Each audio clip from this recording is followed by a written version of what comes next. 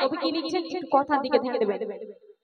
নূর মাখা চিনি গাছের ফুল মিষ্টি ভরা চিনির পুতুল সৃষ্টিতে তিনি যে অতুল কথা কওয়া কোরআনের বুলবুল আদম হাওয়ার মিলনতিথি তাহার আগে আমার জ্যোতি আরশে আজিমে রাখামতে আওয়ালা তেরি আমার সাথী জিবরিল আমিনে শোন যাবে নূর মুজাসা দুনিয়া ধুয়ে দে ঝমঝমা ঝমঝমা আগমনী ধ্বনি ওঠে ইয়া মুহাম্মদ তুই জাহানের তুমি হলে আবে হায়াত আগমনী ধ্বনি ওঠে ইয়া মুহাম্মদ তুই জাহানের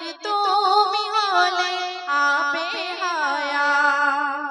আমার নবীজি যখন কথা বলবো আওয়াজটা প্লেন করে দেবেন। আমার নবীজি তিনি তানার পাক জুবানে, একটু মনোযোগ দিয়ে শুনবেন, আমার নবীজি তিনি তানার পাক জুবানে যেই কথা বলে গিয়েছে সেই কথাই হয়েছে।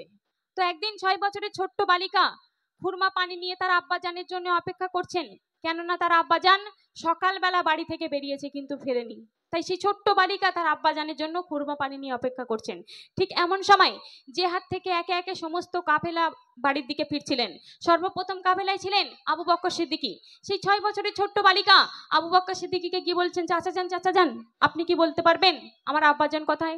তখন আবু বকর সিদ্দিকী ভাবছেন এই 6 বছরের ছোট্ট বালিকাকে কিভাবে বলবো যে তার আব্বাজান জেহাদে গিয়ে শহীদ হয়ে গিয়েছে। তখন তিনি বললেন পেছনের কাফেলাকে জিজ্ঞাসা করো। এইভাবে একে একে সর্বশেষ কাফেলা ছিলেন আমার আপনার নবী দোজাহানের বাদশা রাসূল করিম সাল্লাল্লাহু আলাইহি সাল্লাম। সেই 6 বছরের ছোট্ট বালিকা নবীজির কাছে গেলেন এবং গিয়ে বললেন ইয়া রাসূলুল্লাহ ইয়া হাবিবাল্লাহ আপনি কি বলতে পারবেন আমার আব্বাজান কোথায়?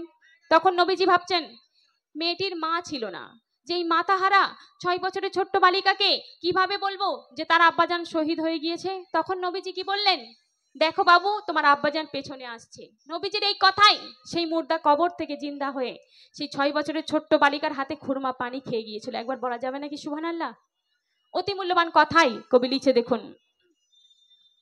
আমার নবীর পাক জবানি মিথ্যা কখনো হয় না জানি, এক বালিকা খুরমা পানি আপাতরে দাঁড়িয়ে তখনই পিতা মরে আছে অনাহারে মাহারমে পিতার ইন্তজারে জেহাদে মরণ হলে হলো দাফন সকল কাফেলা আসে ফিরে।